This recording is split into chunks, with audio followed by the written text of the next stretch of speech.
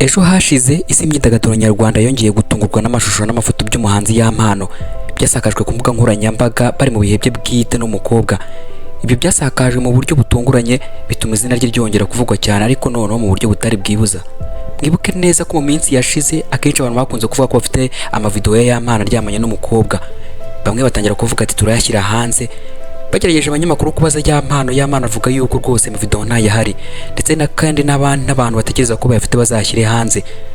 Iyi si inshuro ya mbere ibintu nk'ibi bibaye.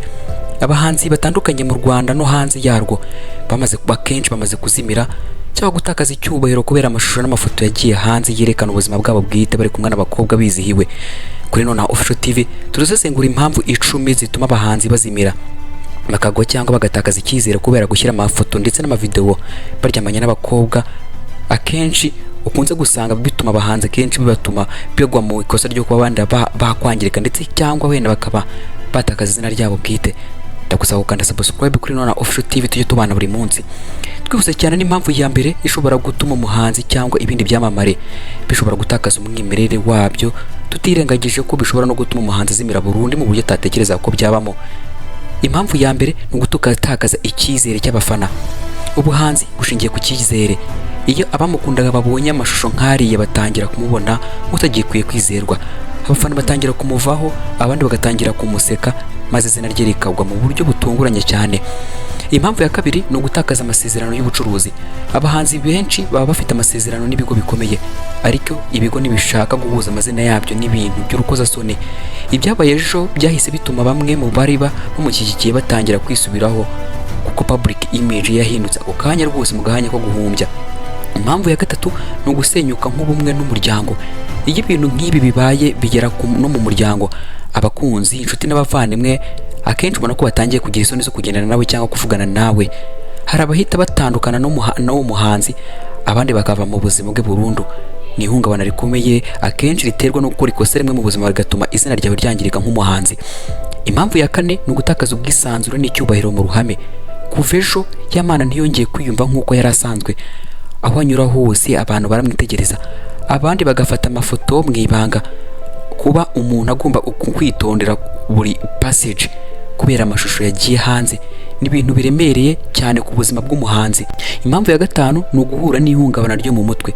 Nta kintu kibabaza umuntu nko kubona amafoto cyangwa amavideo ye ari hanze abantu bose bayavuga.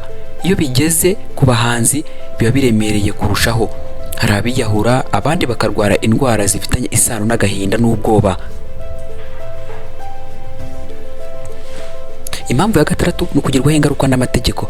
Amategeko y'u Rwanda avuga neza ko gushyira hanze amashusho y'urukozasoni ari icyaha ajyanwa n'amategeko. Umuhanzi cyangwa uwabimukoreye bombi bashobora kuregwa, kandi bikagira ingaruka ku buzima bwabo bose. Ni ibintu bidakwiye gufatwa nk'ikinamico kuko ni icyaha kiremereye. Impamvu ya munani ni ukuba igisebo mu ruhame. Iyo wigeze kugirwa igisebo mu ruhame ni ibintu bigorana kongera kubyivamo. Nubwo abantu bashobora kwibagirwa buhoro buhoro, internet ntijya yibagirwa. Aya mashusho azahora agaragara igihe cyose. Izina rye ryanditse ku mbuga nkoranyambaga murabizi. Imbuga nkoranyambaga iyo utangiye kuzamuka gake gake ya mavideo yose arongera akagaruka, kandi mwibuke neza yuko akenshi ari igihe usanga umuntu yaramamaye bamwe batabishaka, bigatuma ya mavideo yabo yiwe ya kera yongera akagaruka. Impamvu ya 9 ni ugutakaza umuhate n'imbaraga mu mwuga. Abahanzi benshi bahura n'ibi byago bahita bahagarika gukora. Bavuga ngo nta kintu gituma indirimbo yawe itumvikana nkuko abantu bakwibukira kuri ya video yawe ya kera yagaragaraga wambaye ubusa cyangwa uryamanye n'umukobwa, barongera bakayigarura, ndetse n'uwo mubyeyi wakwiyumvagamo bimvaga indirimbo yawe agatangira kukubona nabi. Mwibuke neza yuko physical appearance cyangwa audience ikureba kubera ko ari ikintu gukeneyeho. Niyo mpamvu nkubwira ngo umuhanzi cyangwa ndetse ikindi cyamamare ubuzima bwabo ugomba kuba ubuzima bwabo bwite, ntabwo bikwiriye ko bagomba kubushyira ku karubanda. Impamvu ya 10 ni ukuburira igihugu icyizere ku rubyiruko. Umuhanzi aba ari igitekerezo ku rubyiruko. Iyo akora amakosa nk'aya, abana n'urubyiruko batangira kumva ko ubuhanzi ari inzira yo kwiyandarika. Ibyo bigabanya agaciro ku muziki nyarwanda, bigasiga isura mbi igihugu cyacu muri rusange. Akenshi usanga abana bababuze rwose kujya mu buhanzi, cyangwa rimwe na rimwe ukumva umubyeyi akubwira ati sinshaka kuzajya kuba umuhanzi cyangwa wenda kuba umuhanzi w'umuraperi rimwe na rimwe, kubera yuko ngo bazi ko abaraperi banywa itabi. Nk'uko umubyeyi yabonye video nk'iyi ngiyi yakuzi nk'umuhanzi ndetse ufite izina ryiza, umwana we mubwiye ati ngiye kuba umuhanzi, aravuga ati nawe ugiye kuba nk'uriya, ugiye kuba indaya, ugiye kuryamana n'abakobwa, ugiye kwiyandarika, ugiye kugaragaza isura yawe mbi.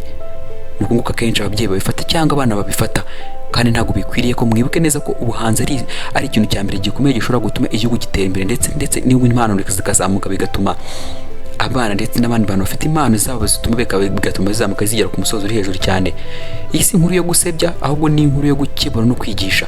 Ubwamamare ni nk'urumuri rw'igihe gito, ariyo mpamvu akenshi dukwiye kwitondera, ishobora gutuma ubuzima bwawe burangira ndetse kandi n'ubuzima bw'umuhanzi bukarangira. Abahanzi, abakinnyi n'abandi bose bafite amazina mu ruhame bakwiye kumenya guhesha icyubahiro ubuzima bwabo bwite, aricyo gikorwa cya mbere cy'ubuhanzi. Twibuka ko amafoto n'amashusho bishira, ariko isura y'umuntu yo igasigara iteka ryose. Ndaguza gukanda subscribe kuri Nonaha Official TV. Ndakubwiye ngo ncumbikiye aha ngaha, niwe muhungu wanyu Twitch, ndetse kandi Imana ibarinde. Ciao ciao.